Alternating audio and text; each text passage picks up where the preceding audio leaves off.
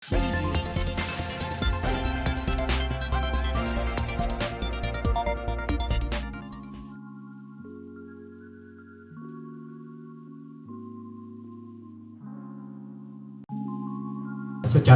teledentistry atau secara online ya, dan kebetulan kemarin pandemi kan memang banyak sekali ya yang berkonsultasi secara online, dan keluhan yang paling sering pertama giginya sudah sakit ya, terus kedua ini juga satu fenomena yang menurut saya sangat mengkhawatirkan sih sebenarnya ya.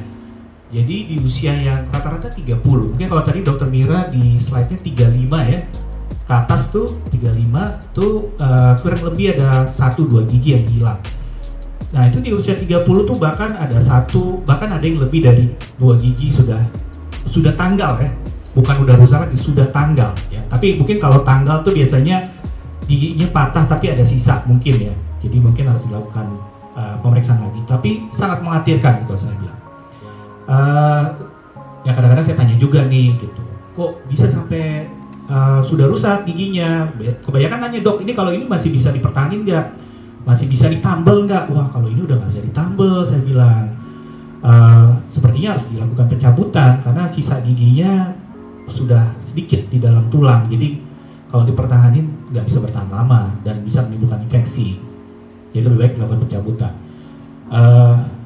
Terus pertanyaannya, saya bertanya dong, kemarin sempat datang ke dokter gigi nggak? Terakhir datang ke dokter gigi kapan?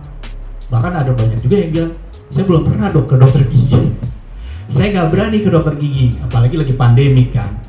Jadi, wah sangat menyedihkan sekali nih saya pikir ya. Jadi kalau memang sebenarnya kalau memang mungkin kalau dia datang ke dokter gigi, mungkin hal-hal kerusakan yang berat tadi itu bisa dicegah ya. Minimal mungkin kalau masih takut ke dokter gigi, minimal bisa secara online kan. Secara online memang kan kita bisa lihat dulu secara online, oh ini mungkin harus dilakukan, masih bisa ditambal, atau ini mungkin harus dibersihkan karangnya, atau mungkin dilakukan root canal treatment tadi, ataupun perawatan lainnya. Nah memang secara untuk step berikutnya memang harus dilakukan perawatan, memang harus datang ya.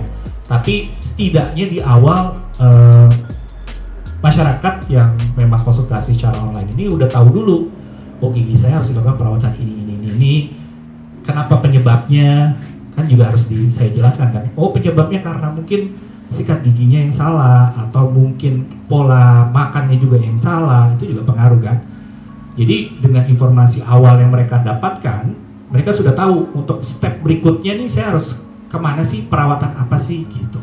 Atau mungkin dari awal saya udah bisa saya arahkan nih, oh ini ke dokter gigi umum masih bisa karena tindakannya mungkin sifatnya belum terlalu kompleks. Tapi mungkin kalau memang harus ke dokter gigi spesialis seperti misalkan perawatan saluran akar, mungkin saya udah bisa arahkan dari awal, oh ini harus ke spesialis konservasi, atau ini harus dibikin gigi palsu karena kalau enggak gigi sebelahnya bisa bergeser.